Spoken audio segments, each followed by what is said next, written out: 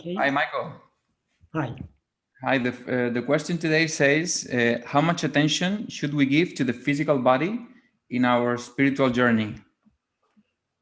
When we're following the path of self-investigation, we should give maximum attention to ourselves and minimum attention to anything else. So we should minimize the attention we give to the body. However, I mean, what we are aiming for is to attend to ourselves alone, and we try to attend to ourselves as much as we can. That is the ideal towards which we are moving. But in practice, because of our strong Vishayavasanas means our inclination to be aware of and to experience things other than ourselves, our attention keeps on going away from ourselves towards other things. And so long as our attention is facing outwards, we experience ourselves as a body. And because this body seems to be ourself, we are naturally concerned about it. We try to take care of it, give it adequate food, clothing, shelter, comfort, all these things.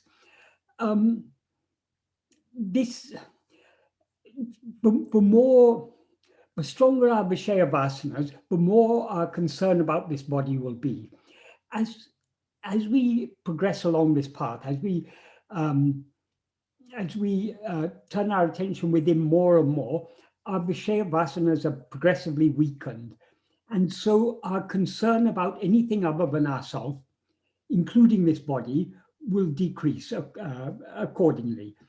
This is what is called vairagya. We will be unconcerned, unmoved by whatever is happening externally. Externally means what is internal is only ourself, what we actually are. So everything else is external. So even this body is something external to ourselves. Even our thoughts, feelings, emotions, desires, and everything, these are all external to ourselves. This is why these are collectively, this body, the mind, the emotions, the will, everything, collectively, these are called 5 sheaths. Sheaths means they're things external to ourselves. What we are seeking to know is what is internal, in other words, ourself alone. So the more we cultivate this practice of keeping our attention turned within and turning it back whenever it wanders outwards, the weaker our Vishayavasanas will become, and the stronger will become the love just to be as we are, just to be self-attentive. So our concern about the body will decrease. Of course, because we still, when our attention comes outwards, we still experience this body as I, and so we are still concerned about it, but that concern will be less and less. After all, if we think about it, we know this body is just it's just a transitory phenomena. It's not going to last. It lives for X number of years, and one day it's going to die. We don't know when or where or how, but it's going to die. Its dying means our current dream, our present life in this body is just a dream. So what we call the death of this body is nothing but the ending of this dream. The problem is, so long as the dreamer survives, we will continue dreaming one dream after another. So the dreamer is ego. Whenever we rise as ego, we project a dream body, which we experience as I, and through the 5 senses of that body, we project a dream world. And as I say, our present, what we now take to be waking, according to Bhagavan, is just a dream. So these dreams will go on one after another. And in each dream, we experience a body as I, and because that body, it seems to be ourself, we are naturally concerned about it. So what we are trying to do when we're following Bhagavan's path of self-investigation and self-surrender is wean our interest off all things other than ourselves and cultivate that interest only in knowing who am I.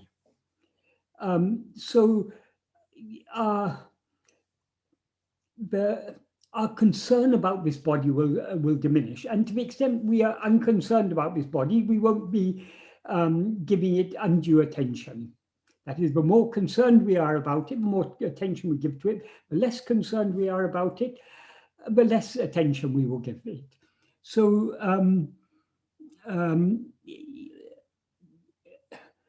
as I say, ideally, we shouldn't give any attention to a body at all. If we think, oh, but I have to take care of this body because Bhagavan has said all this is the welfare of this body is taken care of by prarabdha. Whatever this experiences this body is to go through, whatever circumstances it is to go through, are already determined at the time it came into existence. That is, when a dream starts, what experiences are going to unfold in that dream is already predetermined. So whether we pay attention to it or not, whatever is to happen to this body will happen. So there's no need for us to give any attention to this body or to anything else. Why we give attention to these things? Because of our desire and attachment for them, because we take this body to be I, we take certain things to be mine, and those things which aren't mine, we may have desire for them, and we want them to be mine. So we are concerned about so many things other than ourselves. And so long as we are concerned about anything other than ourselves, our attention is going outwards, and we are overlooking the infinite happiness that is our own real nature, which is always shining in our heart as I. Yeah, in that sense, Michael, I have a couple of questions. Yes. You said that everything we're going to go through in our bodies is according to prarabdha. Yes. Yeah. So regarding that, there is some, I don't know if it's a belief or there is also some truth in there, which is widely spread in spirituality about the nature of disease. And is that all diseases, pains of the body are self-inflicted in a way, or manufactured by the ego.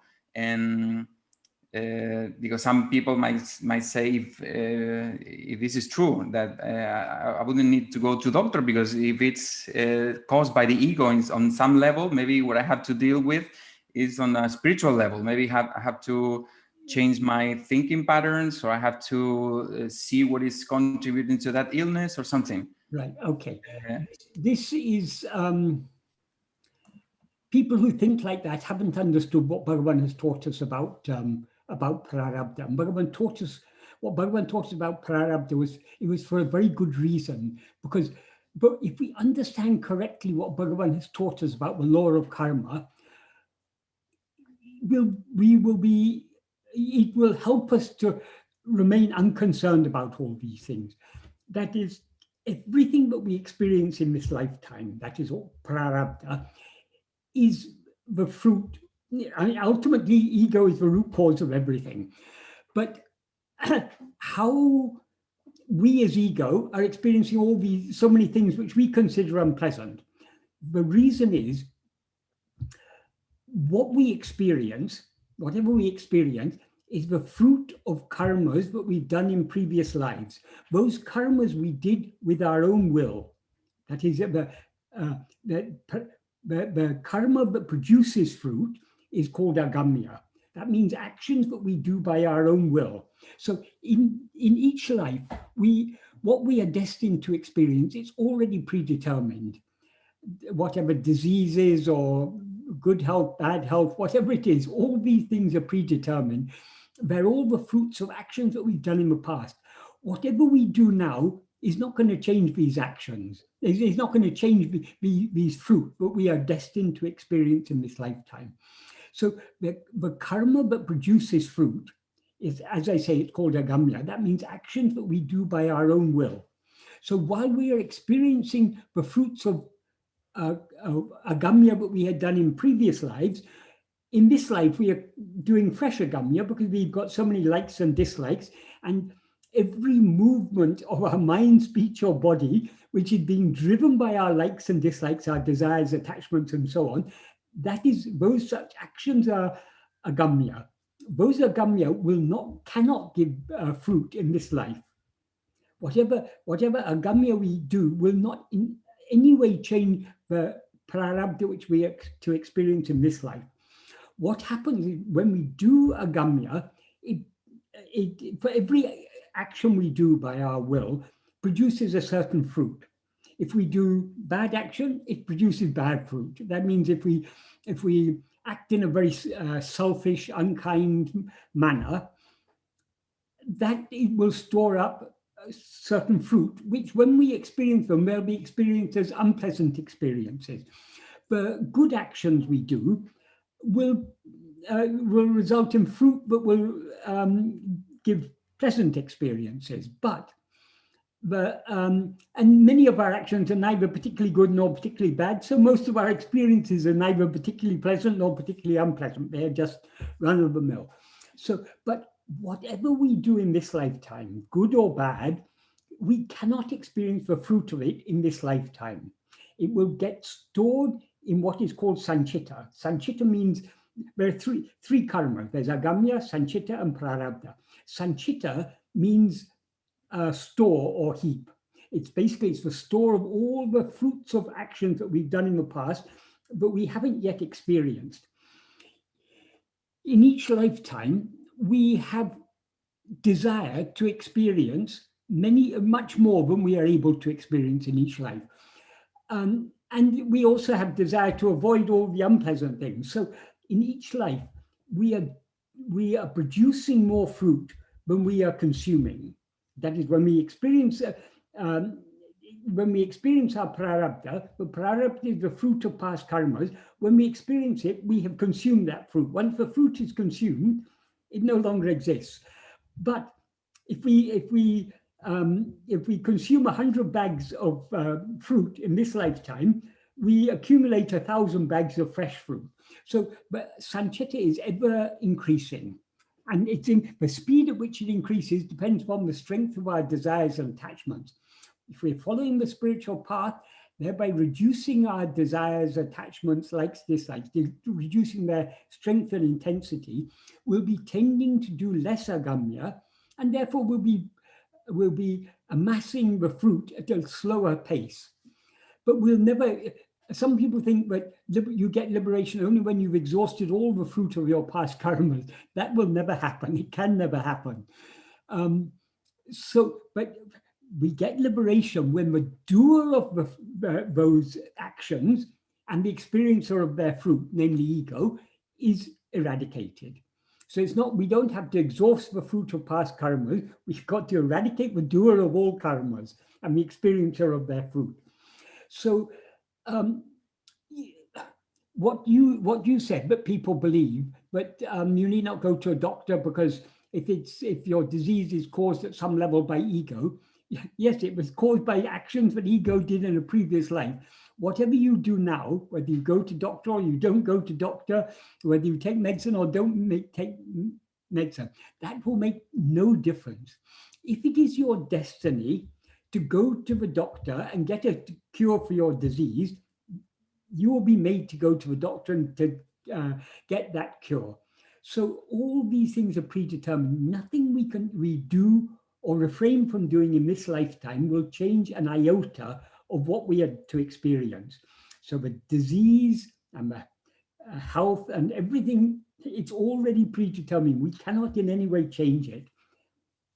Because the reason Bhagavan emphasized this is if we are ready to accept what Bhagavan says, but we cannot change these things, then it will be easier for us to be detached from them. Okay, whatever is to happen is to happen. If I'm to have sufficient food to eat tomorrow, I'll get sufficient food to eat tomorrow. If I have to get sufficient food 10 years now, I'll get sufficient food. If I'm destined not to have sufficient food on any day, whatever I do, I cannot get that food. So whatever we do now cannot in any way change what we are destined to experience. Therefore, doing any actions are futile. That is, those actions of mind, speech, and body, but are necessary in order for us to experience our prarabdha. The mind, speech, and body will be made to do those actions. That's what Bhagavan says in the first sentence of note to his mother, which is sometimes very poorly translated, but what it means is avarava prarabdha prakaram. That means according to the prarabdha of, of them. That means of each person. According to the prarabdha of each person, Adhikanavan, he who is for that, that's referring to God or Guru, the ordainer of the fruits of action, Angangirandu, being there, that means being, that implies being in the heart of each one of them, Artavipan will make them act. So whatever, that doesn't mean all our actions of mind, speech, and body are according to Prarabdha, because if everything was according to Prarabdha, we couldn't do any Agamya.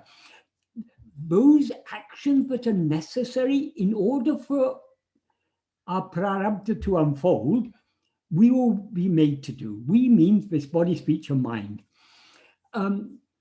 So we need not be concerned about if we try to refrain from doing it and try to refrain from rising as ego. Whatever actions of body, speech, and mind are destined to do, they will do according to destiny. We will remain subsided. If we rise as ego with likes and dislikes, we will try to avoid this unpleasant experience this pleasant thing. We'll be constantly acting, creating fresh action according to our likes and dislikes and desires and so on. But we don't thereby achieve anything. All we achieve is an accumulation of the fruits of these actions, which will be stored up for us to experience in future. We are not going to experience all the fruits of all the actions we've ever done. In each life, God or Guru, God and Guru are actually one and the same, whatever we call it, selects those fruit that will be most beneficial to our spiritual advancement. So whatever we are to experience, whatever we experience in this life, yes, it's the fruit of our past actions, but it's also the will of God. It's the will of God in the sense God has ordained these things for our own spiritual benefit. So we should be willing to, whatever we are destined to experience, whether pleasant or unpleasant, we should be willing to accept it all as the sweet will of our Lord. Yeah, because I think have such an attitude, that is the attitude of surrender. So we will be willing to accept whatever happens. That is what Bhagavan described metaphorically when he talked about a passenger traveling on the train. When traveling on the train, we can carry our luggage on our head. If we do so, we suffer. But since the train is carrying all the burden, we can put our luggage aside and travel at ease. So if we, to the extent to which we surrender, to that extent we are leaving our luggage aside, we are letting the train take care of everything. We are remaining unconcerned. But to the extent that we are concerned, oh, I have to take care of this body, I have to take care of my family, I have to do this, I have to do that, we are not surrendered, and therefore we are suffering. We carry unnecessarily carrying the heavy load on our head.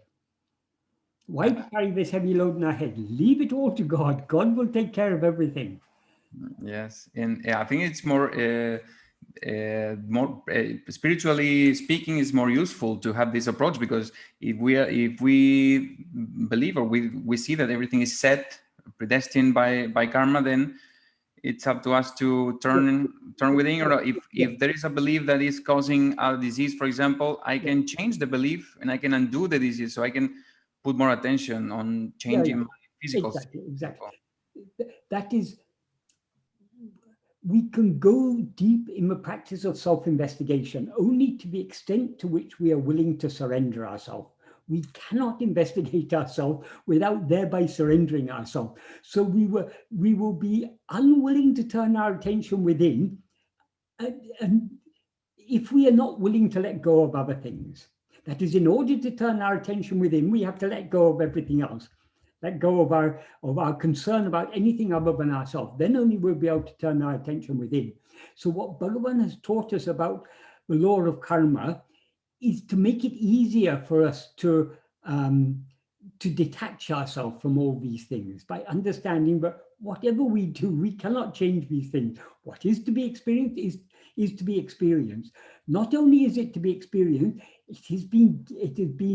it's not just random things we experience. It is being selected for us to experience by God or Guru for our spiritual benefit. And the another thing, Michael, is, for example, the same way that food influences our mind, and it makes the kind of food we eat, it influences our mind. Isn't the physical state also an influence on our mind? For example, if I feel weak, I don't know, my muscles, or I have some pain, the mind could grow stronger because of that also. Shouldn't we, I mean, Yes. as long as we identify with the bodies and so Yes. on. Bhagavan has said, but taking mita sattvika ahara, that means moderate quantities of sattvic food. Sattvic food means food that is conducive to a calm and peaceful state of mind, is the best of all aids. But it's only an aid.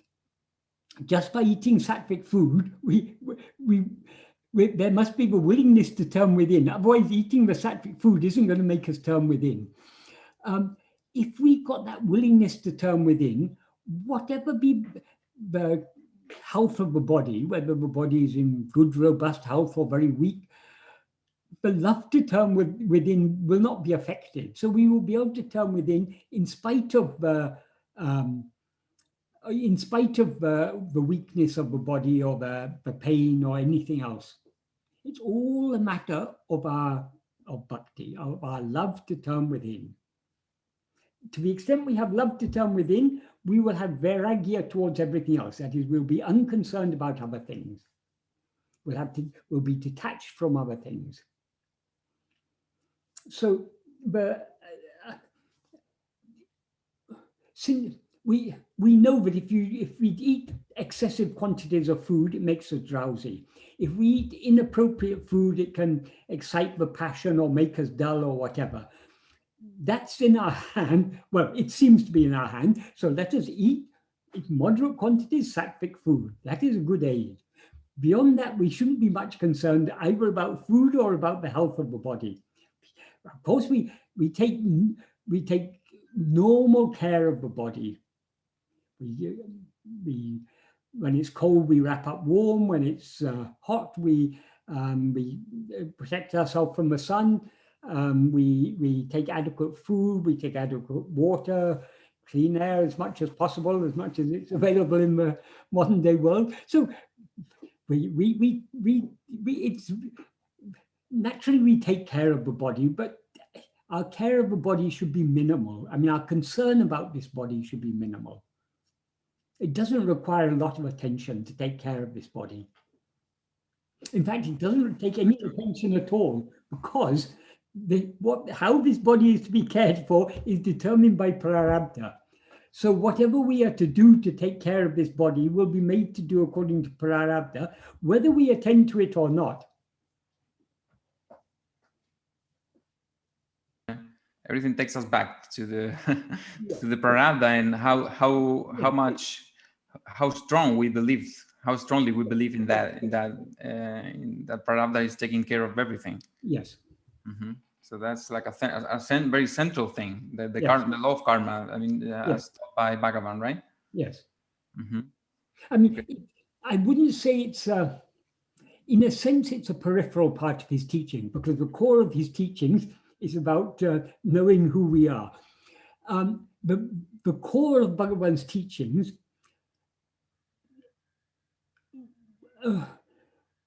we don't need to believe anything. That is, if we can just use our intellect to discriminate, we can understand, though I now seem to be this body cannot be what I actually am, because even when I'm not aware of this body, I'm aware of myself. If this body were myself, I couldn't be aware of myself without being aware of this body. Since in dream and in sleep, I continue to be aware of myself, but I'm not aware of this body. In dream, I'm aware of some other body, and then it seems to be as much myself as this body now seems to be. In sleep, I'm not aware of any body at all. So by logical reasoning, by critically analyzing our experience, we can understand but we cannot be any phenomena that we seem to be, because we exist and are aware of ourselves in sleep in the absence of all phenomena, including this body, world, everything. So this is the core of Bhagavan's teachings. Therefore, to know ourselves, we have to turn within and investigate what we actually are.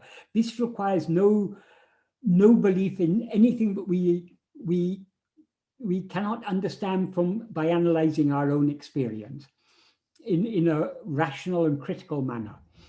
The law of karma is, if we understand Bhagavan's teachings, it's very reasonable to believe in the law of karma, but it's not something that we can logically prove. So it does require belief. But so I would say that is it's an accessory to Bhagavan's teachings, a very useful accessory, but it's not the actual core of his teachings. For the actual core of his teachings, we don't need to believe anything. But it's a very, if we understand what Bhagavan has taught us about the law of karma, that is very helpful to us in following this path. And if we are following this path, that is, the more we turn our attention within, the more our mind is clarified. So the more we will recognize the truth of what Bhagavan has taught us. So though we cannot logically prove that the law of karma is correct, the deeper we go into Bhagavan's teachings, the clearer it will become that yes, this is the truth. Yeah, that's what I meant. I mean, maybe it's not central. Exactly, it's not central, but it helps a lot to it's very, very important.